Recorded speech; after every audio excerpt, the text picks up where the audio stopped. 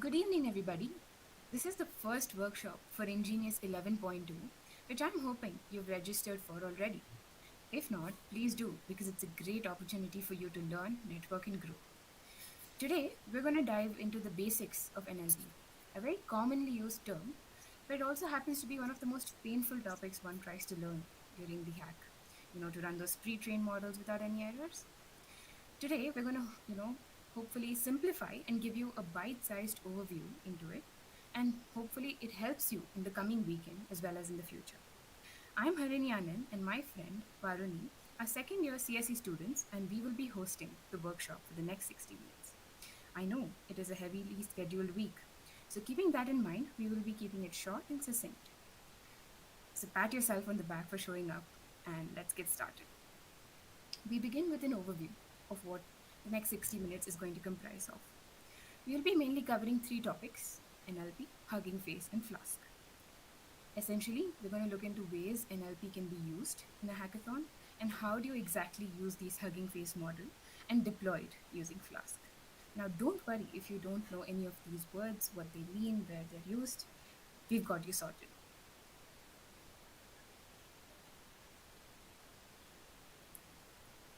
Next. Hi guys, so I'm going to be starting off with a technology that all of us are very much familiar with, which is ChatGPT.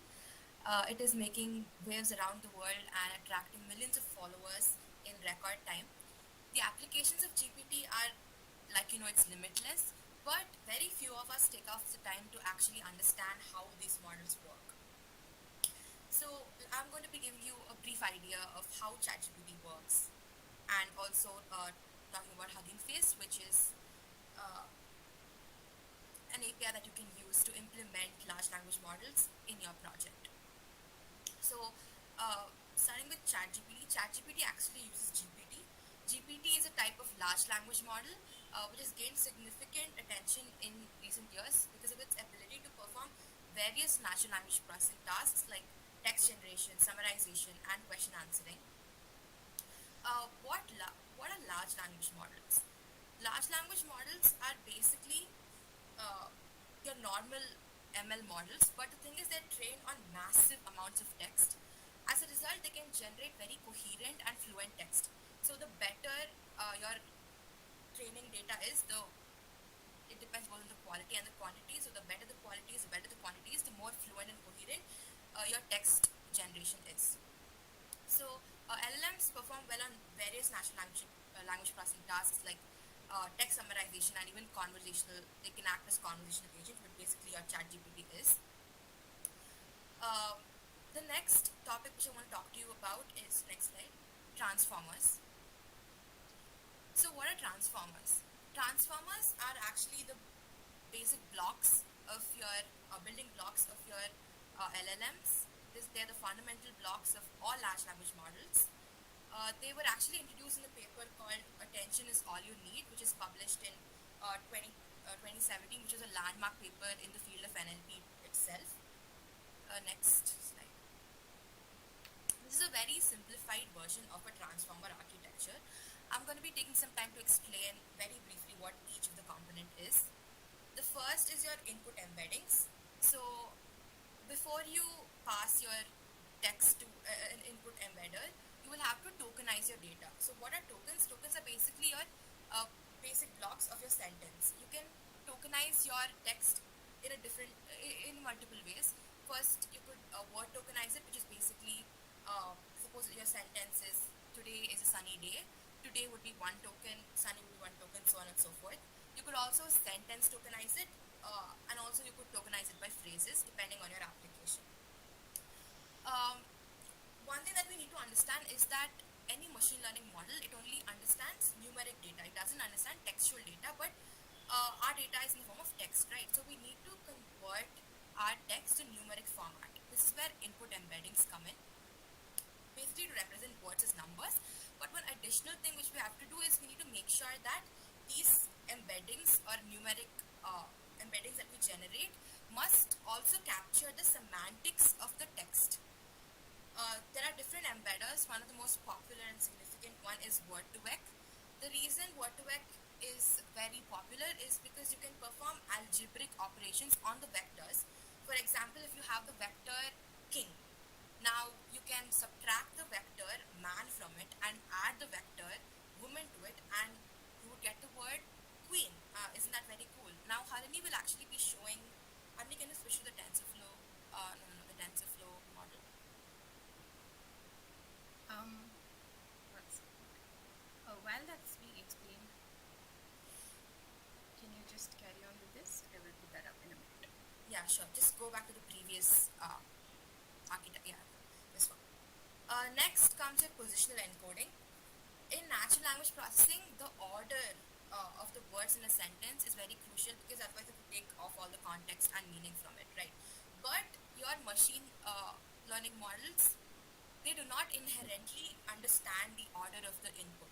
So to address this challenge, positional encoding is implemented to capture the position of the word in a sentence so it actually makes sense. Next, you have your encoders. Encoders are the most important part of a transformer because of this thing called self-attention layers which they have. Um, Basically, encoders, yeah, okay, so I was talking about word embeddings, and this is an example of a word embedding of a text which I passed and I generated on TensorFlow. The blue dots which you see are actually words, and if you actually play around with it, you will see that similar words are placed in a similar nearer to each other. So that is how it has captured the semantics of the text which I generate. So this is a very cool exercise which you could do to generate word embeddings of any text that you have. You guys could always go to TensorFlow and implement it. Okay, moving on. Like I was talking about encoders. No, encoders. Yeah, thank you. Encoders in GPT, the encoders first they tokenize the input data and they generate a sequence of tokens, and then they apply a series of self-attention layers. Now, self-attention layers, this is where all the voodoo magic happens, which make transformers what they are. They generate a series of hidden states to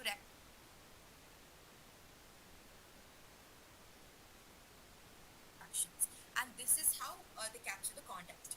That which is why the paper is also named as attention is all you need, because attention is what makes large language models what they are. Next slide. Just to give you an example, let's say we are doing a language translation. This is a sentence in Kannada and it says Nanna Bali Hattu Rupai Ide, and I want to translate it to English. So in English it translates to I have 10 rupees. But the problem here is that the word Hattu actually has two meanings in itself. A Hattu can also mean climb in Kannada, and it can mean 10 rupees. We can understand the context because of the word rupai, but traditionally in your translators, which originally implemented recurrent neural networks and neural networks in which the data translation or the way it processes the data is sequential. So first it would process Nanna and then Bali and then Hattu, and it would never get the context of Rupai. Now you will have sentences where you will have long range dependencies as well, right? So none of that is captured, which is why the translation will not be accurate. But because of self-attention, large language models are able to capture the context of these words much better. Now we will move on to Hugging Face.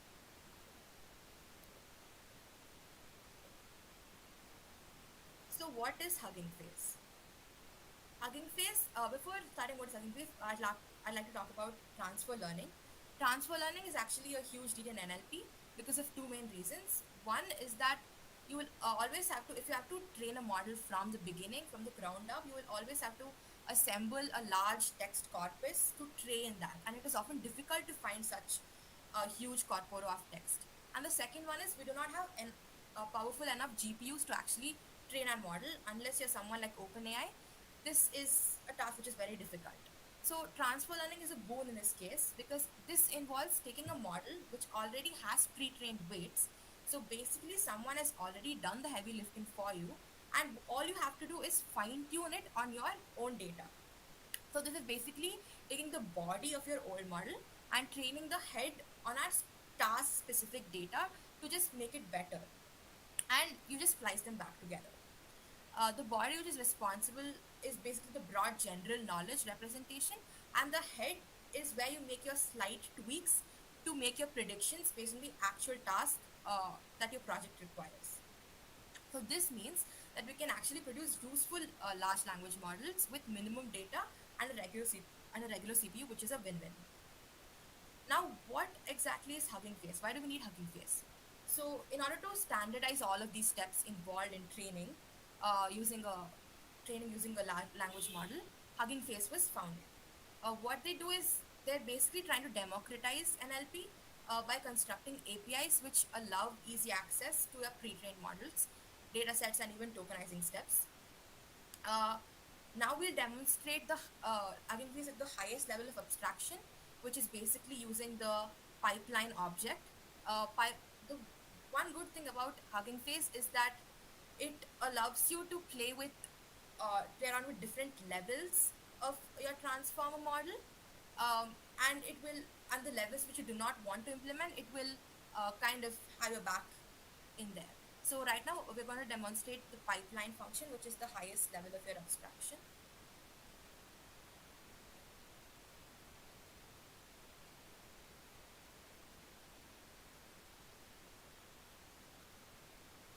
My screen is shared, right?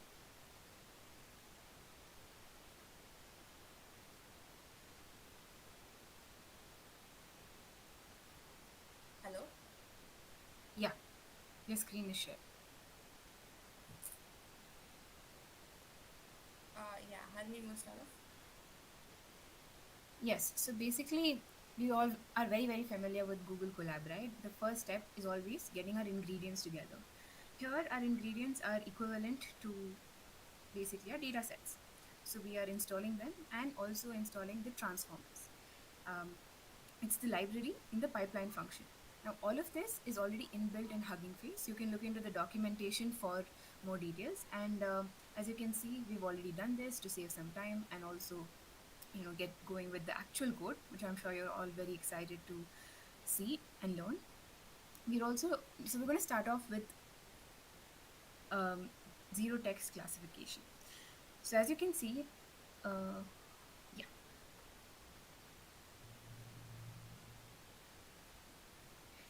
it's a classification task in NLP where you're essentially doing one simple thing.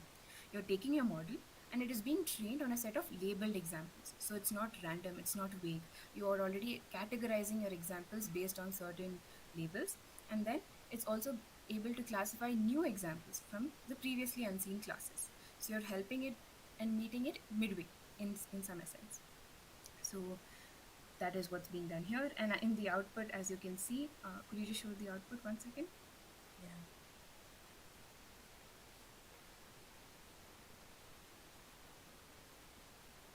So text generation, it's one of the most commonly used function in your hackathons because it's essentially a task where you're producing new text. These models basically help you fill in incomplete text or paraphrase. So you can see here that 1 second. Yeah, as the function's being loaded, let me just walk you through what's happening. The first line is saying from transformers import pipeline. It's basically importing a pipeline module from the transformers library. The distinction between a module and library is very, very critical. So I'm assuming that we all already know that. The transformers library is a popular Python library from NLP, and it's basically providing you pre-trained models. Why? Because you can use it for various NLP tasks such as text classification, text generation, or even entity recognition. Then we come to generator, which is equal to pipeline text generation. Now, what does that mean? It's basically creating a pipeline using your pre-trained GPT-2 model. GPT-2 is the model that we use for English text. There are various other models for various other languages. So the pipeline function from the transformers library allows you to easily instantiate your pre-trained model. So basically what we're trying to do is we're passing in the argument text generation in quotes, and we're telling the pipeline that, hey, you have to help me generate more text from what I've told you. And hence, the last line is basically our starter function. So, since we're doing an NLP course, a class, a workshop, we decided we're going to use that in our context. So, it's generating continuation from the input prompt. Yeah, I've tried to generate two prompts. So first one says, in this course, we will teach you how to make some decisions based upon an individual desire for freedom. This is your generated text. Yes.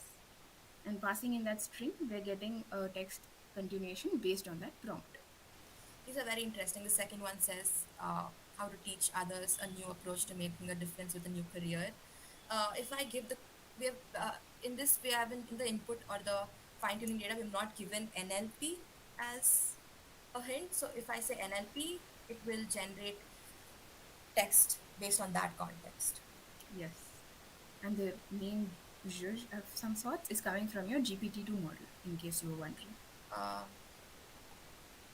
Now we can see the generated text has NLP as the sender theme. Lovely. Let's move on to text summarization. Again, something that will be very, very useful. We all have gigantic paragraphs, and in your hackathons, if you wish to sort of have a succinct version of what you're trying to explain in your web app, in your mobile app, then this is something that you can easily use. So let's just walk through the code a little bit. So what it's trying to do is it's taking this text from your, we've inputted this text, and the pipeline function is again a high level API, and we're using it for the pre-trained models in the transformers library.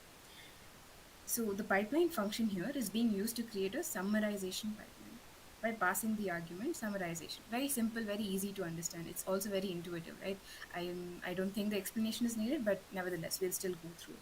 So it's telling the function that you have to create this pipeline that is capable of generating summaries from your input text. The pipeline is then called on a block of text, which is this huge America paragraph, and that is passed as a string to the summarization function. The pipeline then generates your summary of the input and returns it as a string. So the data type remains the same. The output of the pipeline is not printed or saved, so it is not really displayed on your notebook. But in case you want to save it, you can download that onto your web app and show it. But essentially, this is how it works. You can see the summarization is so much more shorter and smaller. It has the main points from the paragraph.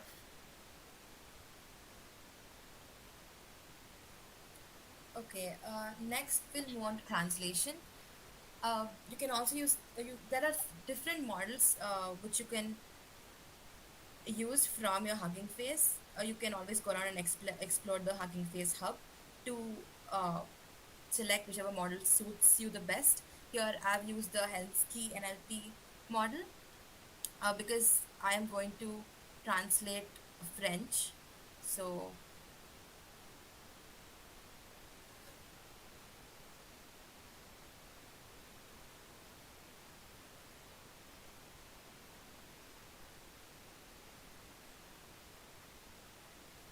here we have the output and it says this course is produced by Hugging Face. So that was all about translation.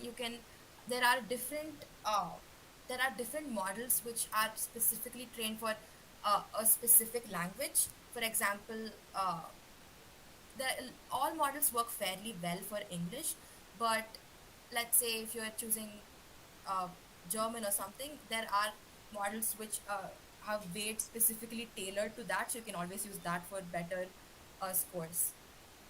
The next and the most exciting one is the question answering pipeline. This has various applications, and the most important one is in a chatbot. So this, for example, you have I have a text here, and it says we are a sweet shop called Amazing Sweets. We are open all day of the week from 9 a.m. to 10 p.m. and we have 10 varieties of sweets. Now, suppose let's say you have a scenario where you are building a website for some service and you want to deploy a chatbot which would answer basic questions related to your business, and you want to automate it. And this is basically writing the ML code for it. You could always, so this is a business which I've assumed, and they're called Amazing Sweets. And some information about them is that they are open all days of the week from 9 a.m. to 10 p.m. and they have 10 varieties of sweets. You can always add more information here. So now I have loaded the question asking pipeline here onto my pipeline object. And the question which I have here is what are the timings of the shop? Now I'm going to run it.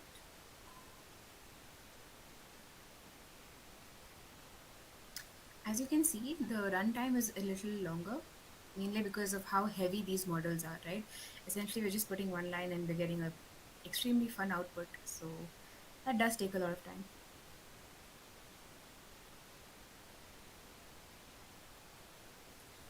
Yeah, so the answer which was generated is all days of the week from 9 a.m. to 10 p.m., which is the correct answer, and it's point on. So, yeah, this was about. Yes, It one you could second. always try. Yeah. Yeah, let's just jump back to text generation a bit. No, I will just share my screen in a second. Yeah, meanwhile, Uh, can you see the text generation output? We had given the context of NLP to it, and it generated the.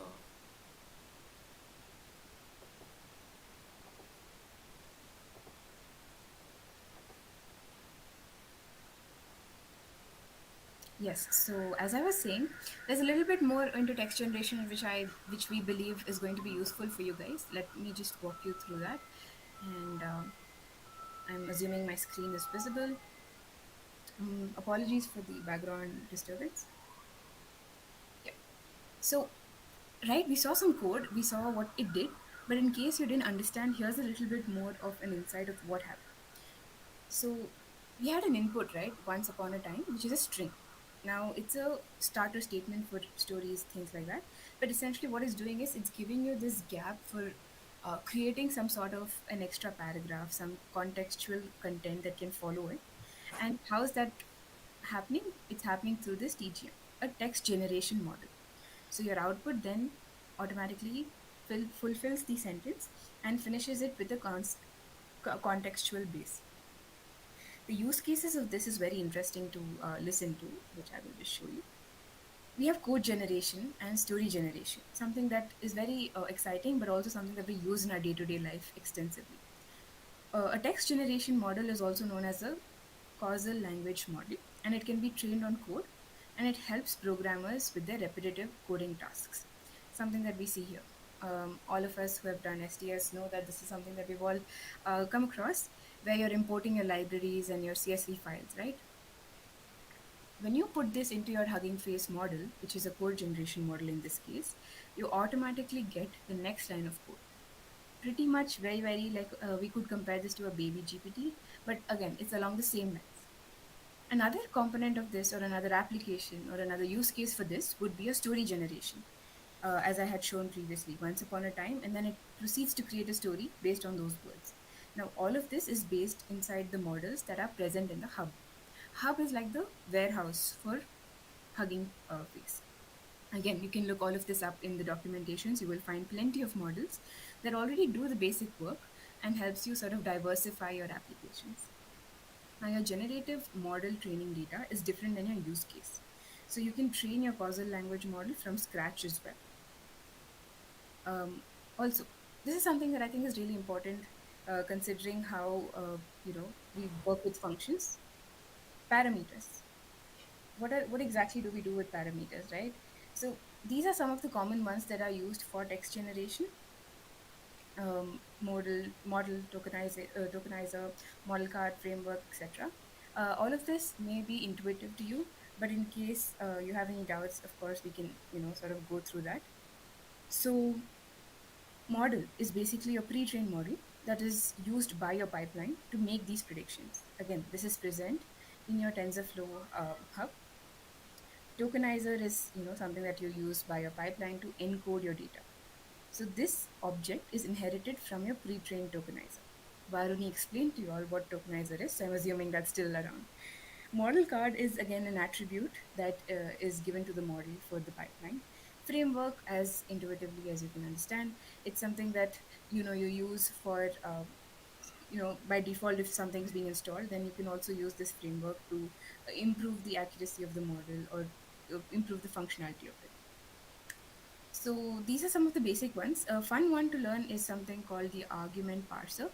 It's optional, but it comes in handy when you want to reference the object in charge of parsing when you're supplying it to your pipeline parameters. Um, yeah. Varun, you were saying about something. You can carry on with that. Let's. I think we're done with uh, text generation. Yeah, while you were explaining text generation, I just went ahead and I gave that prompt once upon a time and it generated some Yes, interesting answers. it So was I so thought fun. I'll share that. Yes, please do. Is my screen shared? Hello? Yes. Okay, so, okay, I did a small typo here.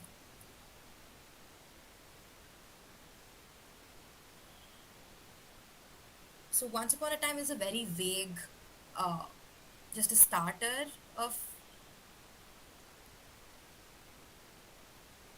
Yes. And okay, like you can see, it says once upon a time the sun did not have a great deal of energy and it was very near to being eclipsed by a cloud of dust and falling over it by means of a heavy fire. On the contrary, from what has been, uh, yeah, I never gave the length of the text that it should generate, so I just assumed, I just stopped at a random spot. I could give more context to it.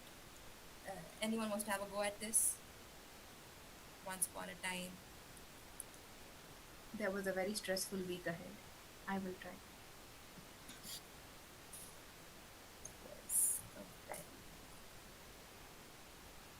I'm sure I'm speaking for everybody and best, not the best week to live in, but yes, let's try something with that.